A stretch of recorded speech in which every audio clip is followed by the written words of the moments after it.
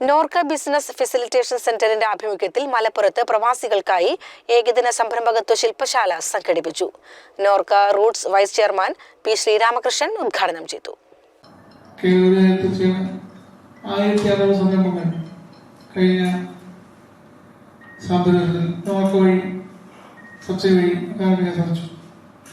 എത്ര വിജയിച്ചെന്ന് പറയാൻ പറ്റില്ല. 1000 ആരംഭിക്കാൻ സാധിച്ചു.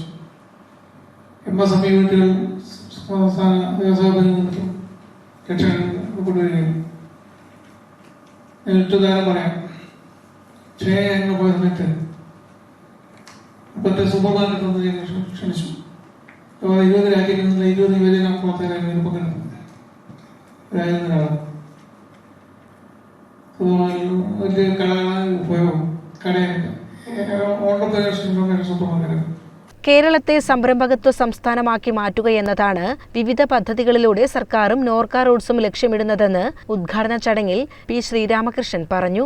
കഴിഞ്ഞ സാമ്പത്തിക വർഷം പ്രവാസി പുനരധിവാസ പദ്ധതിയിലൂടെ 1200 പ്രവാസി സംരംഭങ്ങൾ കേരളത്തിൽ ആരംഭിക്കാൻ കഴിഞ്ഞു. നിതാഘാത് പ്രഖ്യാപനത്തെ തുടർന്നുള്ള സാഹചര്യങ്ങൾ വിലയിരുത്തി തുടക്കം കുറിച്ച പദ്ധതിയിൽ നാളിതുവരെ 7000-ഓളം സംരംഭങ്ങളാണ് കേരളത്തിൽ യാഥാർത്ഥ്യമായത്.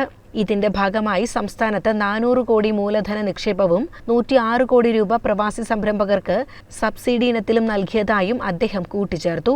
ചടങ്ങിൽ നോർക്ക റൂട്ട്സ് ജനറൽ മാനേജർ അജിത് കോളശ്ശേരി അധ്യക്ഷത വഹിച്ചു. വിവിധ സെഷനുകൾക്ക് Norka Roots general manager Ajith Kolassery, centre manager C Raveendran, NBFC manager KV Suresh, NBFC senior programme coordinator B Sharafudheen എന്നിവർ നേതൃത്വം നൽകി.